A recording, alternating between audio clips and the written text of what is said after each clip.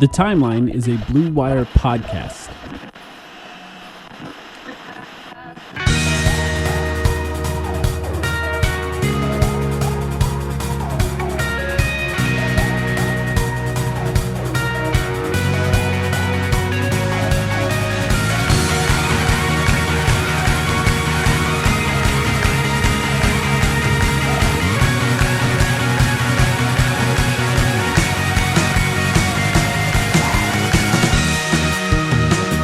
Welcome to the Timeline of Phoenix Suns podcast, back after we just recorded yesterday because Night two.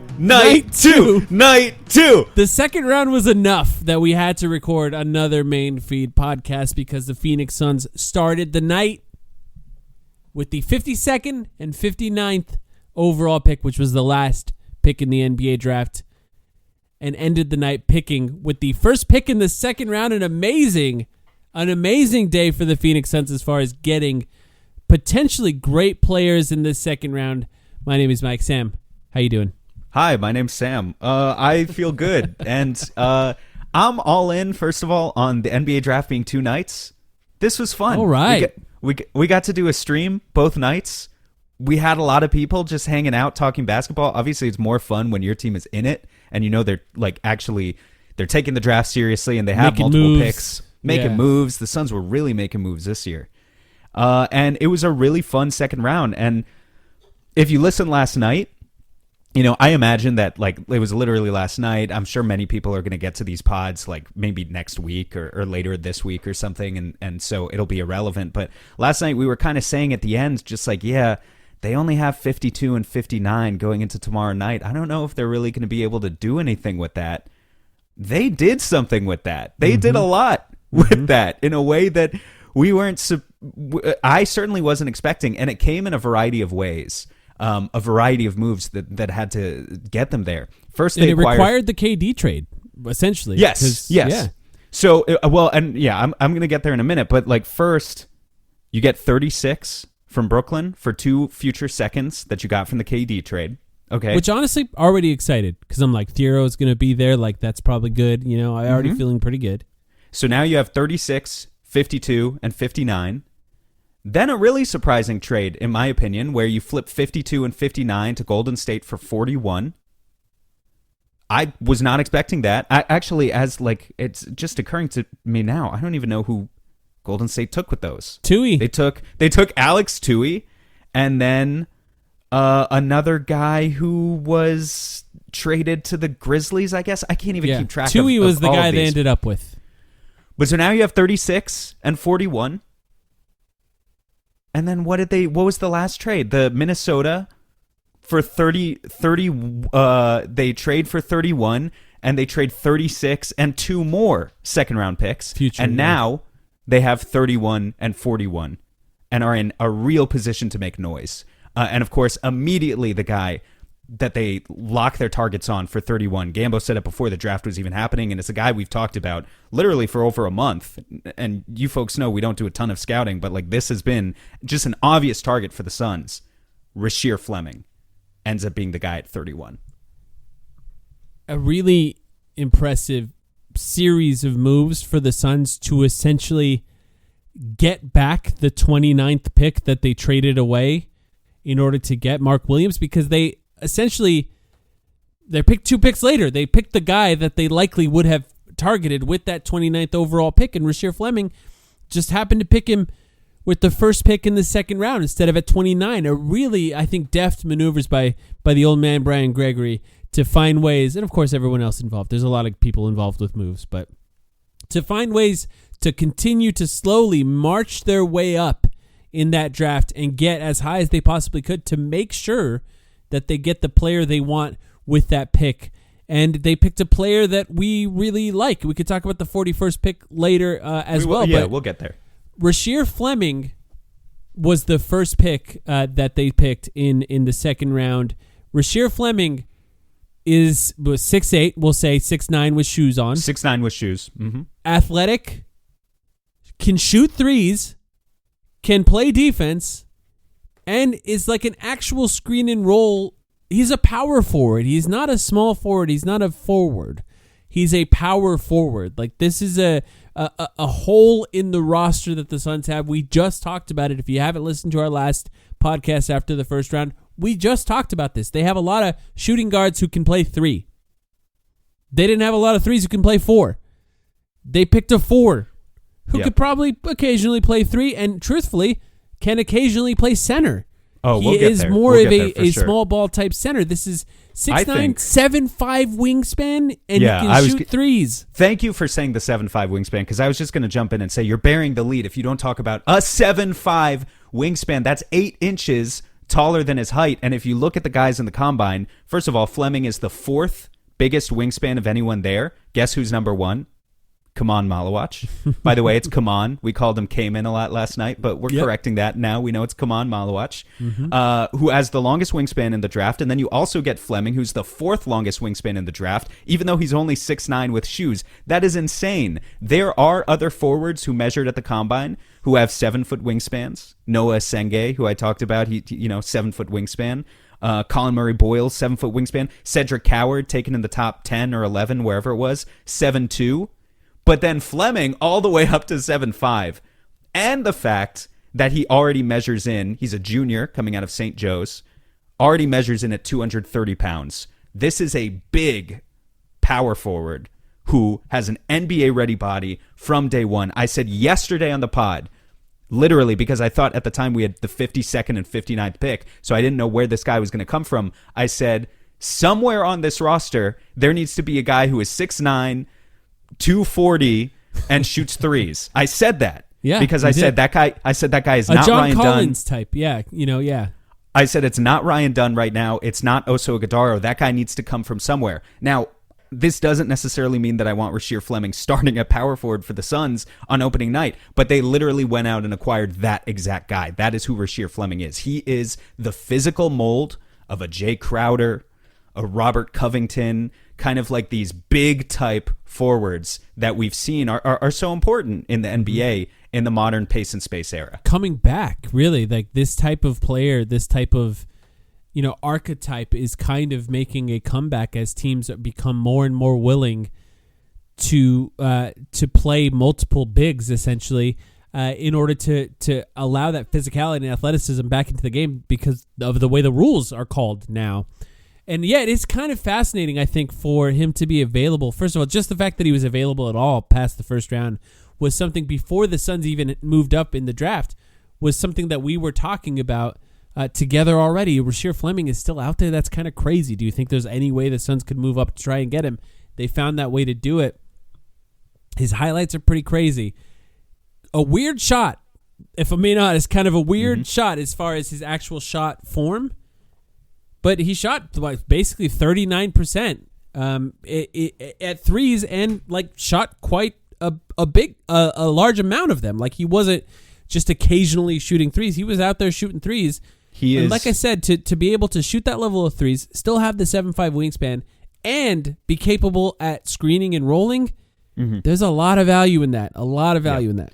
He is an analytics-pilled player in that, some people would say, for instance, like a guy like Carter Bryant, who's a freshman coming out of U of A, he goes in the lottery. And Bryant is kind of, similar frame. I mean, he's smaller than Rasheer Fleming, but he's like a low-usage role player. And so people would ask, like, why would a guy like Carter Bryant go that high and then Rasheer Fleming falls to the first round, or falls to the second round, sorry. And it's really because Rasheer Fleming, as a slightly older prospect, he was a junior, so he's not one of these 23, 24-year-olds. But as A, slightly older prospect, B, played in a lesser conference, and C, Atlantic 10 is the name. Yeah, Atlantic 10. He's not going up against the Dukes and Kentuckys all the time. And C, though, this is really what I want to hit at. Like, it's hard to project an incredibly high ceiling for a guy like Rasheer Fleming if that's what teams are interested in with their first round pick, because he was just dunks, layups, and threes. And none of them were self-created. Yeah, nothing self-created. And so, like, I think it's awesome that you get a guy who does role player things well, can come in from day one and be a role player. But let's be very clear. Last year at the college level, I have the numbers right here. He shot 70% at the rim. That's very good. On 110 attempts. He shot 39% from three. That's very good. On 133 attempts. And then he took 13 shots in between. Anywhere in That's crazy. between the rim and 13 mid-range shots the entire season. So this is a role player. We're talking about in the NBA, he's going to be taking corner threes, wing threes, filling the lane in transition, playing out of the dunker spot. That is what Rasheer Fleming is on offense, and set screens. And it's good news that he can do all of that stuff. But if you're asking him to be, even this kind of creative secondary or tertiary playmaker, that's something you got to hope and pray you can develop out of him, because he didn't show that at the college level. And that's maybe why, if you're asking yourself, 7'5" wingspan, shoots the three, what's the catch? Why does a guy like this go 31? That's why he went 31. Yeah, no shot creation. And like you said, the competition, these old school guys, it still matters that they don't see it against great competition. And if you're watching his highlights, especially defensively, which we did today on our stream, you'll see that he has some pretty incredible defensive highlights. Take a look at the competition. You're not going to recognize any of them. It's just the conference that he played in.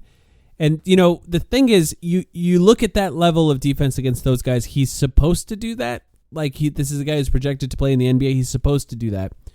The question you always ask yourself is, how much will that translate against NBA level athletes? And the thing that makes you confident in it translating is that he has a 7'5" wingspan. It's crazy. I know that we're going to say this a lot, so get used to it.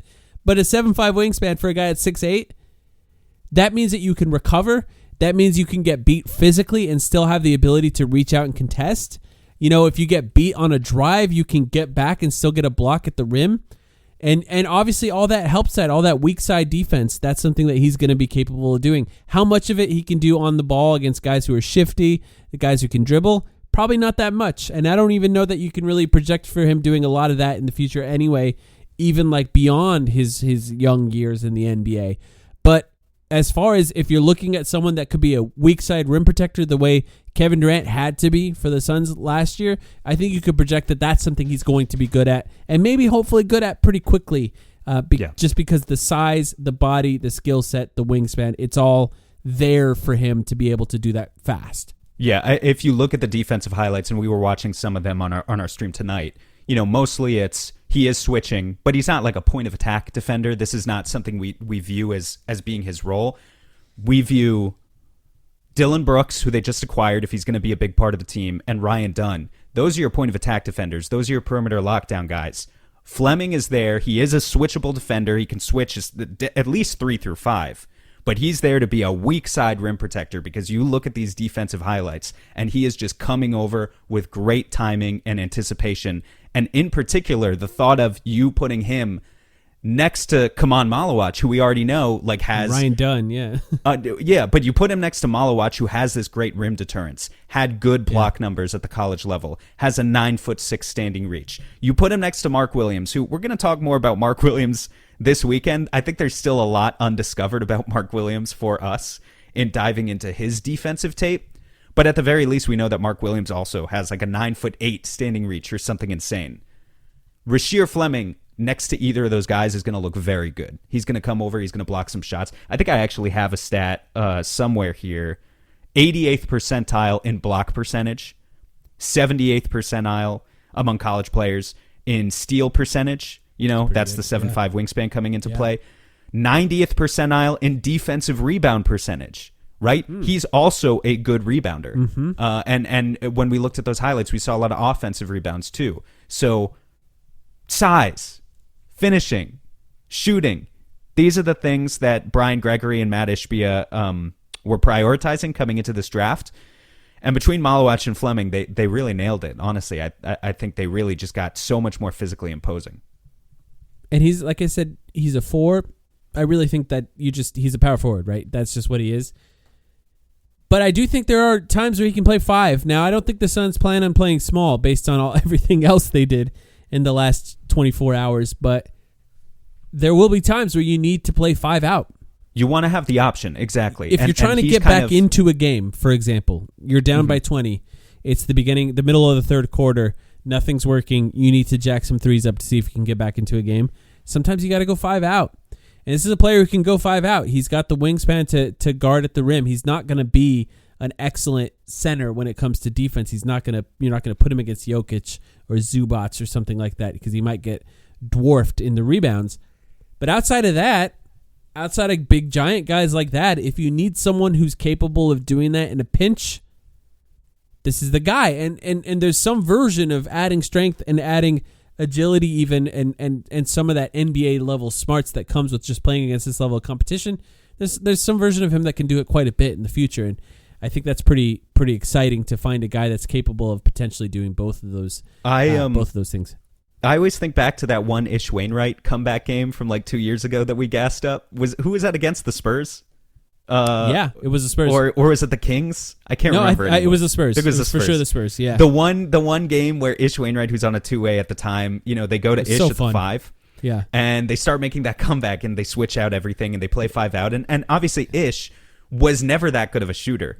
But this is why Rasheer Fleming is exciting, because what if you took Ish Wainwright's linebacker frame and then added 3 inches of height and made them a legitimate corner 3-point shooter at the college level? That's Rasheer Fleming. And so a guy like that can definitely play. No, he's not being drafted to be a center, but he can definitely play stretches at center. And in those stretches, that might be the best chance we have at going stretch 5 right now. I know we talked a little bit last night about, I think they see shooting potential in Kaman Malawach with his good free throw percentage.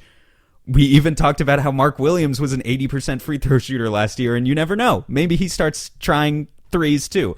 But for now, probably your best chance, if you just want to put a guy out there where you feel reasonably certain that it can give you a chance to play 5 out, that's probably Rasheer Fleming right now as the roster currently stands. Just since you mentioned it, Zach Lowe in his podcast today said that he spoke with Charles Lee and the coaching staff with Charlotte, and they firmly believe that Mark Williams can shoot threes. So that was a plan for him eventually. Just throwing it out there. Maybe he'll shoot threes at some point. When it comes to Rasheer Fleming, he's got the physical tools. They're there. He's got length. He's strong. He can jump. He can throw it down. Watch the highlights. He can dunk. He can shoot. Now, immediately, of course, poster dunks too, like absorbs contact. Is I mean, not these afraid are of tiny it. guys. He's going to attack guys. Yeah, they are tiny, but like you still have to be fearless. You still have to be fearless. Can he attack closeouts? Probably not that much. Probably not something that you're going to see him do early in his career. When I talked to our scout friends about it, feel is the thing that they brought up as a potential question mark too. The passing is not there all the time. It comes and goes. That's how they described it. But the defense and length is always there. He is going to try to chase blocks, it sounds like. So pump fakes, hezzies, he might get off his feet on those. It's up to him to find ways to stay down. It's kind of an Evan Mobley thing if we're talking about something that Jordan Ott could potentially help with, because Mobley's like that early, got a lot better at that in the last year, and now won a Defensive Player of the Year because of it. But if they can teach him to just rely on his length and stay down on hezzies, and of course only jump at the rim if you have to, pretty valuable, I think. And there's just something in there of a modern version of a power forward that can do a lot of the things that you need them to do right now, and they nailed it. It's a second-round pick I'm excited about. Even Oso Ighodaro, I didn't feel this way about Oso Ighodaro, who we still liked. I think there's a lot more potential in Rasheer Fleming just by the nature of this being a better draft in general. Yeah, well, Rasheer just has, I don't know. I mean, I still think Oso has quite a lot of potential. We've actually gotten a couple questions from people over the last 24 hours, just asking on Twitter or on the stream, do you guys think Oso is toast, basically? Someone even called him Toasto in our chat, I think. And no, I don't think the Suns are giving up on the development of Oso, just to address that really quickly, because as we also pointed out yesterday, Mark Williams historically plays 40 games a season. So you need to have contingency plans there. And even if Mark Williams is healthy, there's potential for Oso to play power forward. So I think he has a lot of potential, a lot more juice to be squeezed. But Rasheer Fleming just, like, Oso comes out of college, he has a lot of holes. Rasheer Fleming just doesn't really have holes to be a basic 3-and-D role player in the NBA. He's one of those guys where you wonder why the hell he fell to 31. I understand him falling in the sense that, like, we don't necessarily project a high ceiling here. But, like, every team needs what Rasheer Fleming is, which is why it's still a little surprising that you could get him in the second round. It really feels like they have 2 first-round picks this year, to me. Alchemy Roast is my favorite coffee. You've heard me talk about it time and time again. but it's time for you to go to alchemyroaster.com and try Alchemy Roast's coffee.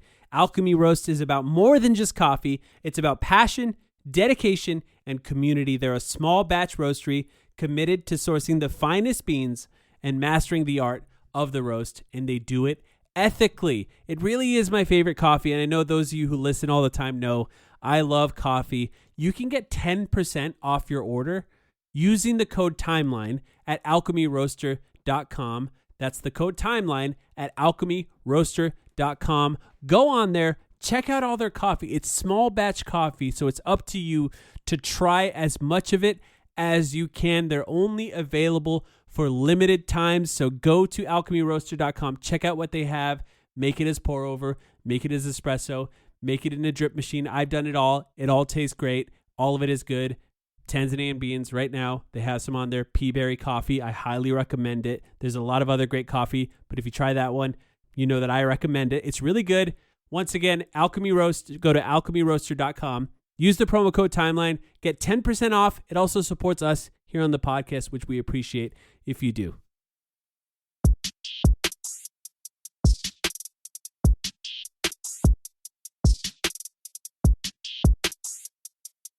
You want to talk about Kobe Brea? Yeah, let's do it. This was definitely a big surprise for us, I think. The Suns still had so they picked 31. That's how they got Rasheer Fleming. They still had the 41st overall pick. And with the 41st overall pick, Gambo was hinting at a different player. You know, we really thought it was going to be another Duke guy. But the Suns ended up picking another 6'5" Kentucky guard. Have you heard of those, Sam? Kobe Brea, 22-year-old, important to point out, guard from Kentucky, 6'5" guard from Kentucky, a shooting guard. And look, takes a lot to get us excited about another shooting guard on this team. So I can tell you a lot about the highlights. I'm not sure how much Kobe Brea is going to play, especially early. But we watched some of the highlights on the stream tonight. This man is a capital S shooter. He shoots some crazy three-point shots. And since then, we've done, of course, some requisite research on him. The shooting stats for him are out of this world. I think you could make the case that he's the best shooter in the draft.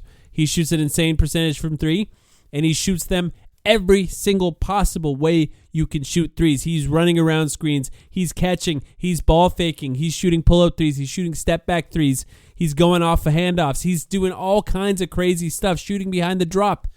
This man can shoot, and it's crazy to watch those highlights. Like, he definitely has, and this is what you want when you pick late in a draft, a singular high-level NBA skill.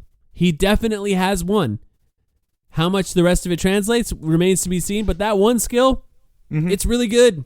Yeah, and he does have good positional size, like good enough as a shooting guard. He's 6'6" with a neutral wingspan, but it's like there are some other guys who were taken in this draft. Walter Clayton, who went in the first round, who's also a really good shooter, but just really tiny. Like certain guys you just kind of want to stay away from a little bit. Or at least I did for where the Suns are right now. And I don't feel that way about Kobe Brea. I think shooting is definitely the one skill, movement shooting in particular. But him being 6'6", and from what I've heard, I need to dive into the defensive tape with him for sure. But from what I've heard from people who I trust, it's like he competes, so he has a fighting chance, right? 50% three-point shooting his senior year at Dayton. Then he transferred to Kentucky as a super senior. Shot 44% from three last year, so in tougher competition.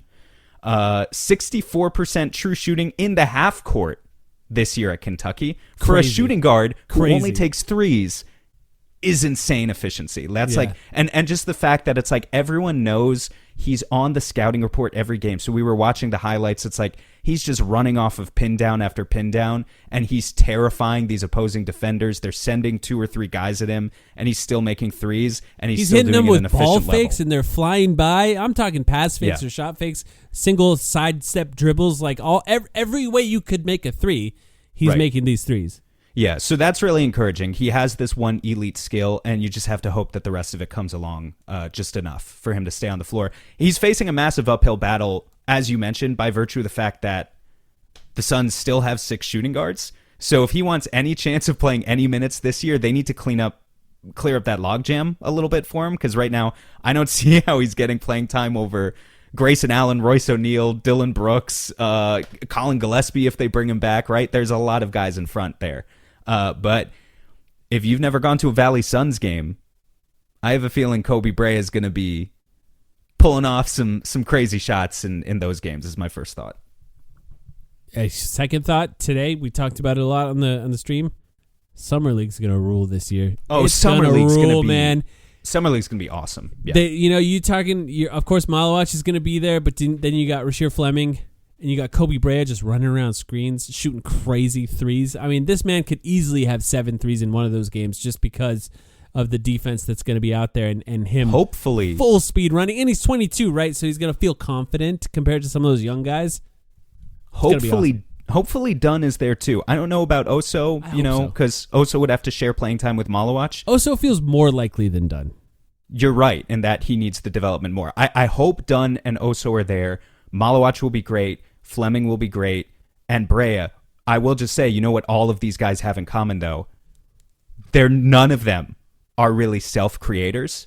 The defense is going to be really fun. The movement is going to be really fun. What this Summer League roster needs to really tie it together, they just need one pass first, bring the ball up, and set up the offense orchestrator. They got one guy like that. His name's Oso Ighodaro. He's going to play point guard. They could play. Let's do it Oso like we did with Dragan Bender running pick and rolls. Remember that? The one guy I am still holding out hope on, because I have Shams' page open right now. He's announcing guys who have signed various two-way deals. Ryan Nembhard went undrafted out of Gonzaga and is a really undersized point guard. I think he's only like 6 foot with shoes, but he averaged 10 assists per game. I think that would be an awesome guy to bring in just as an idea for your Summer League roster. But even if it's not him, they need a point guard somewhere who can get the rest of these guys the ball to make them look good. Once they do that, Summer League's going to be awesome. Yeah, legit. Oso Ighodaro could have a 10 assist game in Summer League. That would be so fun. Yeah, they just, I think Kobe Brea, like you said, it's really impossible to project what his role is going to be like as quickly as this coming year. Like, there's a good chance he's just a Valley Suns legend that's just shooting 10, 15 threes a night in Mullet Arena, and that would be still fun for him to be on the roster, but like, I don't know. It's really, it's so easy. There's precedent, though. Like, optimism season starts today, right? Yeah. It starts today. There's plenty of precedent. I mean, look, guys bust all the time. You don't expect too much from a second-round pick. But there's plenty of precedent for these 6'5", 6'6", good enough positional shooting guards or small forwards who are elite shooters. Who do you think of? Landry Shamet. Yeah. but not just Landry Shamet. I can name a million of these guys. Landry Shamet. Isaiah Joe, who just logged minutes for the NBA champion Oklahoma City Thunder. JJ Redick, former podcast guest. JJ Redick has a little bit more on-ball juice than... Did he? At points in his career, I think he did. But fine, if you want to go there, JJ, Isaiah Joe, Corey Kispert, Doug McDermott's taller, but like I'd throw him in that basket. Yeah, but not functionally taller. Yeah, I don't know. It's just a coincidence that he's taller. Joe Harris... there's a million of these guys. It's like, if you're 6'2" and all you can do is shoot, you're probably not going to stick around. If you're 6'6" and all you can do is shoot, you have a chance. You really do. Sam Hauser or Sam Merrill. There's so many of these guys. And Kobe Brea could absolutely be another one. We're definitely going to have to stream some Summer League games if we're capable of doing that, because I think it's just going to be really fun. Let's see. Are there any quotes from Brian Gregory that we got here that are worth talking about? Let's see. Here's Gerald Bourguet asked Suns GM Brian Gregory about Rasheer Fleming, who started by saying his measurables are off the charts. Like Malawach, they see a pathway to him improving quickly. So Brian Gregory didn't say it, but he wanted to shout wingspan the way we've been doing on this podcast as well. They clearly love his measurables. I mean, how it's impossible not to. That level of wingspan with that level of height, pretty valuable at his position. When Brian Gregory was asked what makes Kobe Brea different as a shooter, he said, well, he led the country in three-point shooting. There's only one number one. That's a bar. Nailed that one. Today's Brian Gregory Day. Today we celebrate Brian Gregory. He earned it today. So I did want to bring it back around from the KD trade.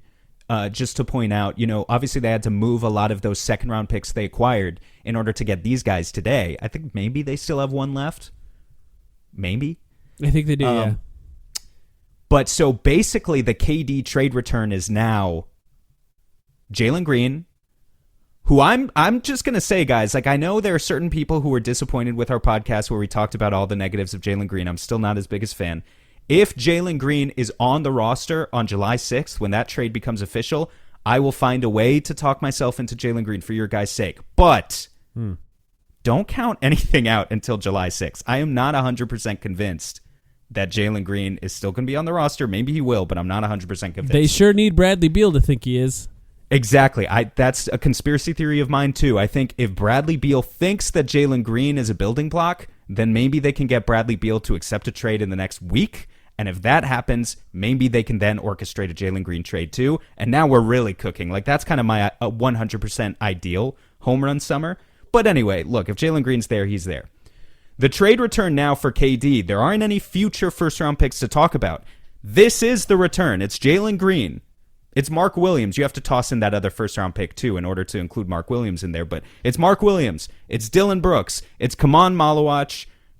It's Rasheer Fleming. And it's Kobe Brea. It's right here and it's right now. And we're going to have a decent idea of how it all looks as early as next year. A lot of times you got to wait 4, 5, 6 years out before you can properly evaluate these trades in hindsight. But because of the strategy that the Suns have decided to take here, it's going to be a lot quicker on the turnaround. Dare I say there's some level of hope back? Because there's just young guys with upside now. Yeah, I mean, Green, young guys with upside. Like even if you suck, then you go, well, these guys are going to get better next year, which was not the case with anyone on the Suns in the last few years outside of Ryan Dunn. It was miserable. It was just miserable watching, and that's why I still don't have any allegiance to these guys like Royce O'Neal and Grayson Allen. They're decent players, but I just think we can do better. But now it's like Jalen Green and Mark Williams, or whatever I say about them, they're still 23. I am aware of the fact that both of them can improve. They're 23. Ryan Dunn and Oso are 22. Kobe Brea is 22.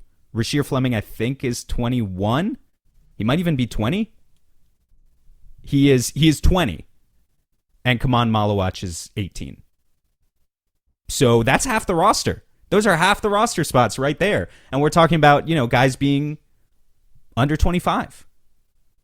They're going to be young. They're going to be big. They're going to be athletic. Like Gregory said in his intro presser, whatever... I don't know how good the Suns are going to be next year, but I do know I think they're going to play defense in a way that makes fans who are there live at the games and watching on television too, makes fans proud of the product that's being put on the floor, not like they're just a bunch of miserable, spoiled multimillionaires who are just going through the motions, which is what the 2024-25 Phoenix Suns were. So it's going to be a lot more fun. Can they make the playoffs? I don't know. A lot more pieces have to fall into place. And speaking of that, I'm glad you brought it up. One major thing we have to talk about, they're still in the second apron. Oh, yeah. They're still in the second apron. So, as much as, they've made moves right now, there's still something major they have to figure out. Now, there are ways to figure that out. You can trade Royce O'Neal into somebody's cap space. You can trade Grayson Allen and get very little salary back. You can find a way to trade Bradley Beal and take less salary back. There's even the world where, dare I say, they trade Jalen Green and take less salary back for Jalen Green. All of that can happen, but one of them has to happen. There is no choice. They have to get under the second apron. There is no world where they continue this and start collecting all the additional penalties that come with staying in the second apron. That has to be done. So obviously this roster is not done. We know that. There's free agency coming up. Free agency is not going to be up. They have to make trades. Don't know when those trades are going to come. Could come as soon as tomorrow. Who knows? But they have to do something to reshape this roster, but also to get under the second apron. It's not the only thing that has to happen, reshaping the roster. There are salary implications. It's not fun to talk about that, but that has to happen soon. I have 3 priorities right now. I just want to know if they match with your 3 priorities. As we talk about, be it free agency, they don't even have many open roster spots, right? So I'm not sure how many guys are going to be able to sign in free agency. Maybe it's nobody. But via trade or free agency, whatever it is, 3 priorities. 1, if they don't bring back Colin Gillespie, I'm going to be fucking mad. That guy was awesome last year, and he works really hard. So He that's works really number hard, and he's clearly an NBA player. Better, yeah, we liked him more than we liked Tyus Jones. So he's one of their best NBA players by the end of last season. That might sound insane to say, but he was probably like their 5th or 6th best player at a certain point last year. That's number 3, though. They need a point guard, like a setup guy, to allow Devin Booker to just not have to play point guard all the time. Ideally, it's a guy who, can start at point guard, but I don't know if they're going to be able to get that. But they need a point do it guard unless they trade Jalen Green at this point. Yeah. They need a point guard somewhere on the roster. This team is desperate for a point guard. I just want to point out, like, Devin Booker will do a great job setting up Rasheer Fleming. Not sure how much Rasheer Fleming's going to play with Devin Booker, but they will have time where they overlap. Yeah. The other guys that they got, Mark Williams, Malawach, they need point guards. They desperately need one. 100%. At Ryan Dunn, too, right? Like, so many of the guys on this roster need point guards to set them up. They can't just figure it out themselves. And honestly, it helps Booker to have one setting him up occasionally. It's nice for Booker to occasionally get an easy shot as well. And then, as much as we're talking up Rasheer Fleming, and I really do like Rasheer Fleming, I just looked at the depth chart. Like, I just wrote out the depth chart, and he's the only power forward on the roster, unless you think that, like, Dunn can play significant stretches of power forward, or Oso or someone can play significant stretches of power forward. They can play a few minutes here or there, but you need a starting power forward. Rasheer Fleming, the 31st overall pick, even though I do think he is a legitimate first-round talent, he should not be your starting power forward on day one if you actually think you can even sniff the play-in. You need to get a power forward from somewhere. And that's where I think, is it the Bradley Beal trade? Is it the Grayson Allen trade? Is it a Jalen Green trade? I don't know where it's coming from. Or is it free agency? I don't know. But it has to come from somewhere. So those are my 3 things. I think that I'm on the same page as you pretty much. I would prioritize. I know people are going to get tired of me saying this, but until we know for sure what's going to happen, I would prioritize trying to find an option for Jalen Green. If there's any team, and look, Gambo talked to one coaching staff that really likes Jalen Green, by the way. Not sure who that was, but maybe call that team up, see if they're interested in Jalen Green. But if there's a team that's interested in him where you could find a better fit for the Suns, that's a point guard and a forward that can start on this team, try to find that. I think that would be pretty valuable for this team. But if you can't do that... Just one idea? Yeah. Just one idea, but I don't know if they'd be interested. But a Jalen Green for John Collins swap, for example, because I know John Collins is available. Utah is shopping him. Yeah, you get... That would be awesome. Yeah. Can you get Colin Sexton too? Find a way to send it some extra, get both of them? Because then you still have like a 6th man pop off the bench. Yeah, started. You still have the. Yeah, he's not quite a point guard, but he's just so fun. High effort guy, which is what the Suns are trying to find. So, by the way, Rasheer Fleming, the first thing they asked him about, what are you going to bring to the Suns? Effort was the first thing he said. That man knows the assignment. He's going to bring effort. Optimism season once again starts today. If you choose to be optimistic, today's the day where you have the green light to be optimistic. I think you can have a fun time doing it with these players. It's always fun to have youth. It's always fun to have hope. It's always fun to have actual guys who can improve year over year. And there's some interesting ones here for the Suns. I think they did a good job with all of their draft picks, and I'm excited for basically all of them. And I'm honest. I'm honest on this podcast. If I didn't like it, I'd tell you. So that's a nice place to be. You got anything else before we go, Sam? We're going to keep this one short. Yeah, no, I think it's better to keep this one short. I guess we'll try and come back. If no trades happen in the next 48 hours, obviously if a trade does happen, we'll react to it as soon as we can. If no trades happen, give it 2 or 3 days, and then we'll talk about free agency. We'll talk about free agency. I want to collect some film of the draft picks and watch it on playback and just talk through it. So I'm going to try to find some. Sam, of course, I want you to join so we can find some film of these guys. We'll talk through what we expect them to look like in the league. And, if you can't join that one live, we'll find a place to post it so you can watch it later, for sure. So that's coming up. Appreciate you all. This was going to be our Patreon podcast, but there was too much that happened today, so we had to post it as a main feed, but we still got Patreon stuff coming soon. Patreon.com/thetimeline. Lots of you joined recently. We appreciate you. Join the Discord. It's very fun. We'll be back soon. Who knows? Maybe there's another trade soon that we have to cover. We appreciate you all. We had a great time in our streams.